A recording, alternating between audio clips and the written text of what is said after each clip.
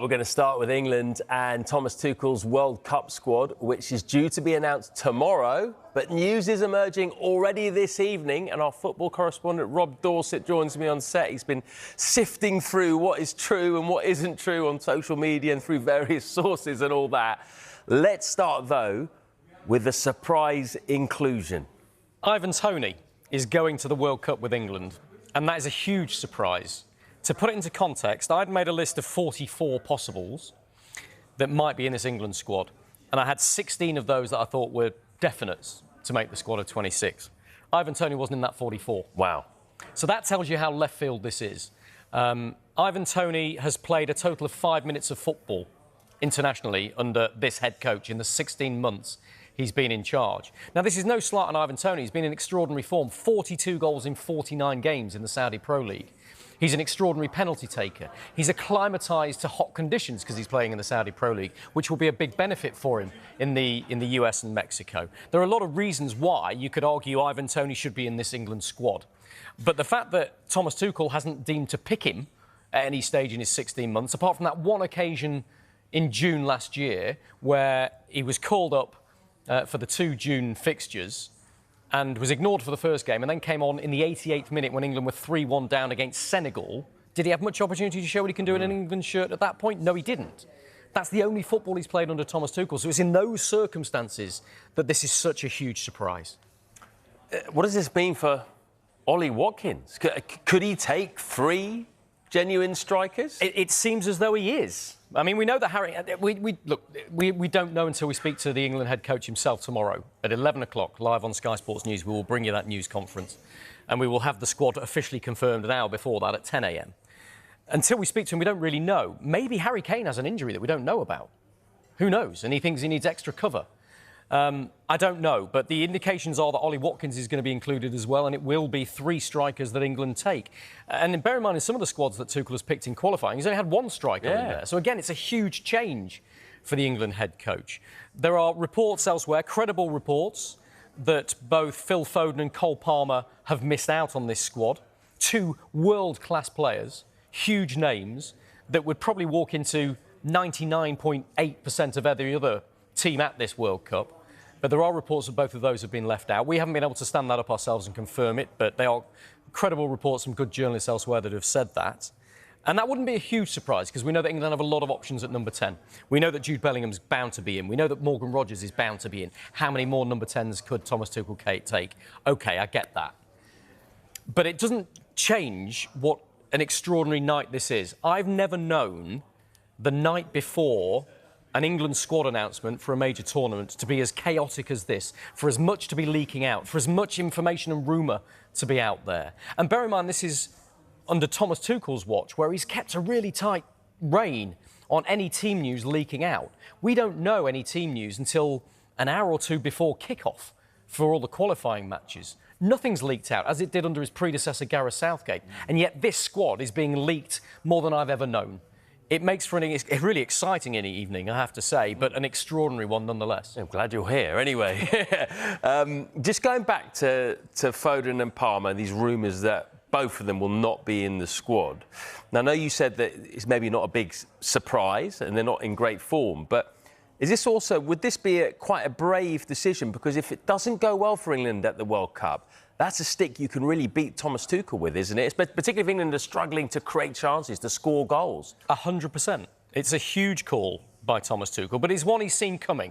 It's a topic we've talked to the England head coach about incessantly for his 16 months in charge. England are the best in the world in number 10s. There is no other nation on this planet that has the embarrassment of riches that we have at number 10. And yet Tuchel has said all the way along he can't take them all. So it wouldn't be a huge surprise if the man on your screen now, Phil Foden, wasn't included in his England side. He's not had a great time for Manchester City. By his own very high standards, he's been very poor this season. He has, by the way, had more goal involvements than any of the other number 10s that Thomas Tuchel could consider. 17 goal involvements, by the way, which isn't bad when he's had a really poor season, apparently. But the same for Cole Palmer, who's only scored 10 goals for Chelsea, 5 of those from the penalty spot. If he misses out, again, it's a huge, huge call. And Thomas Tuchel is a brave man. He's never been afraid of making the big calls, and he's made some really big ones here. None bigger than leaving out Cole Palmer and Phil Foden, if indeed that is the case.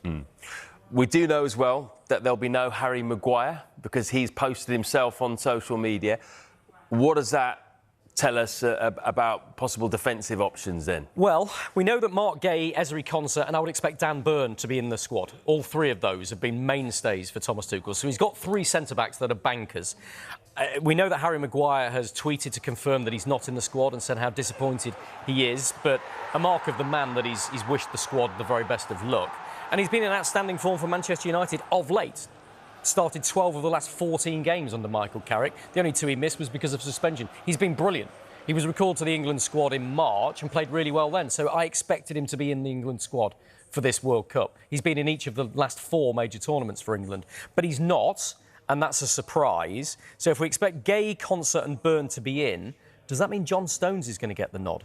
Again, that would be another huge call for Thomas Tuchel. We know he likes him very, very much. We know he admires him massively, his ability on the ball, his leadership qualities, his calmness. But he hasn't played 90 minutes for Manchester City since August. He's played very little football for Manchester City this season because of injury. He is now fit, but he's not being picked by Pep Guardiola. So another huge call from Thomas Tuchel if he goes with John Stones. And then there's Jarrell Quansah. Then there's Trevor Chalobah. Might they get the nod? We don't know yet. It's interesting that most of the information that's leaking out tonight is about players that are not in the squad, that haven't been in the squad. There are one or two bits of other reporters suggesting that players are in, and we've confirmed that Ivan Toney we expect to be in the squad tomorrow. But a lot of players aren't in the squad. So we're still waiting for some more positive news to confirm who is in, I think. And a lot of those rumours about players not being in are not shocks, all of them, but there are some big surprises there. What else have you heard? Anyone else that could be left out? Well, I know that Levi Colwill is not going to be in the squad, and there was a big clamour for him because of his ability and calmness on the ball. He's had an injury-dogged couple of seasons for Chelsea, but he's been outstanding for the last 4 or 5 games. And he can cover at left-back as well. So there was a body of thought that said maybe he'll get a call-up. I think he will do in the future. I think he's an England player of the future. But it looks like Tuchel has looked at this and said, you haven't played enough football, you're not ready yet. So we see what happens there. I'd expect Jordan Henderson to come into the midfield. I'd expect Kobbie Mainoo to come into the midfield, both alongside Declan Rice and Elliot Anderson, who are shoo-ins. So is there any more space in that central midfield area? We wait to see. And the other huge headline, which we've heard nothing about yet, is Trent Alexander-Arnold. We know that Ben White will miss the World Cup because of injury. We know that England's right-back options are pretty limited. We know that Reece James is definitely going to be selected and will be England's first choice right-back. But with the other options not necessarily firing all cylinders, Jed Spence has struggled a little bit for Spurs. He's broken his jaw, we're told as well, and will play with a mask for the rest of this season. So with some of those players not necessarily at the top level, Tino Livramento may get the nod.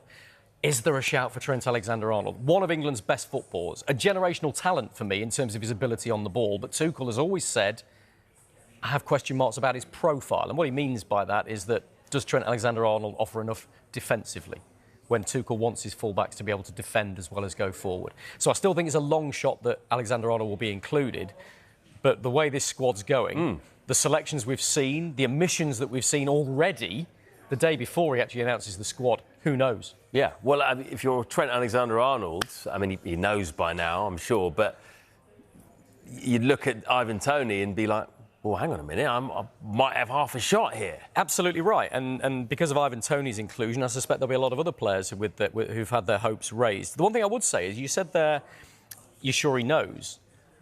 I'm speaking to a lot of sources who would tell me that the players don't know. A lot of the players don't know, haven't been told yet whether they are in the squad. It looks like the FA have been very responsible and caring, empathetic, if you like, and ringing the players that aren't involved as things stand. I think a lot of players who are in the squad will be told tomorrow before it's announced. That's Tuchel's way, is to tell people late that they're in. Yes, 1 or 2 have leaked out. We know that Ivan Toney's in. Other places are reporting that other players might be in.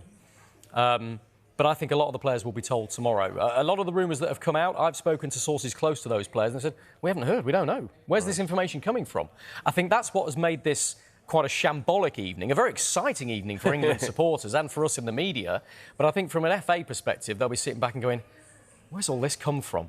Why is there so much information Where has out it? there? I mean, you know, never known anything like it. You know, I mean, you know, there are there are leaks that come out in club football, international football. You get team news sometimes, don't you? This is probably the biggest kind of story in terms of things that can get leaked out. But where can this information come from? Well, I don't want to give you all my sources, Matt. No, but at 8 o'clock. Is it a question of players telling an agent or family and friends, or is it someone in the FA? Can it be all those things? I mean, look, I'd be surprised if it was anybody in the FA, because Tuchel makes it very clear to all of the FA employees and to all the players that he doesn't want them to leak any information. He doesn't want that information out there. And what you have to remember is that for every single game that Thomas Tuchel has taken charge of, there's been very little in the way of leaks building up to those. We haven't known who the starting 11 is going to be. We've been guessing at it. We've been analysing. We've been trying to predict. And he is very, very difficult to predict, I tell you.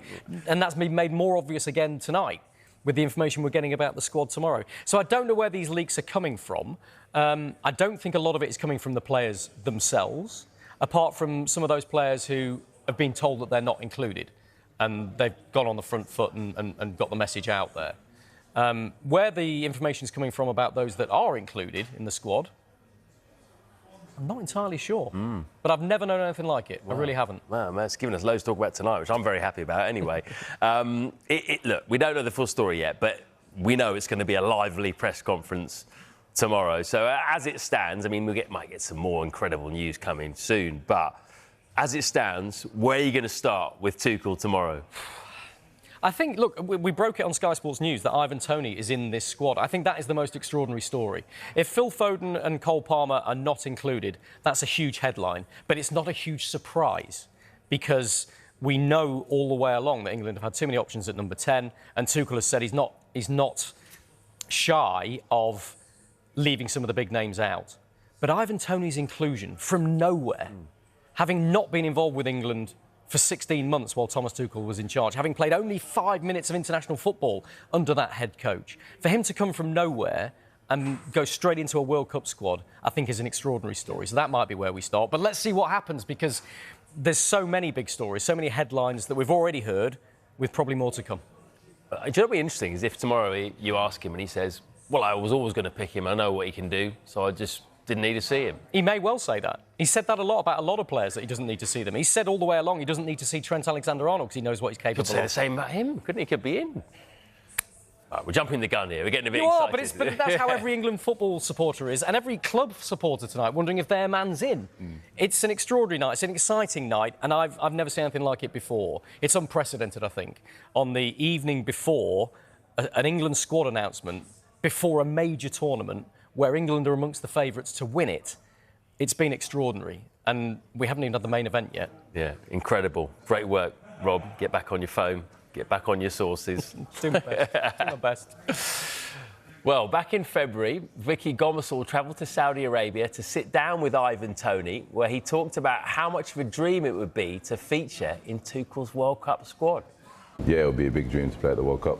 I mean, it's probably, let's say, my last chance to play at World Cup, let's say. But yeah, it's whatever's best for the country. The coach will pick the team, and you have to respect that, you know. And yeah, like I said before, my job is to keep scoring goals, and hopefully that gives me the best chance of being there. What sort of player would Thomas Tuchel be getting right now?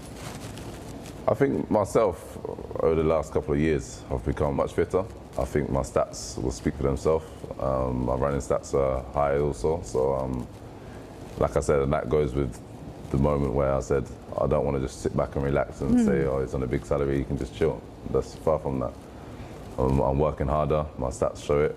I'm scoring more goals, and I feel like I'm helping others around me also. So it'll be getting a goal scorer that's hungry to play and hungry to help others around.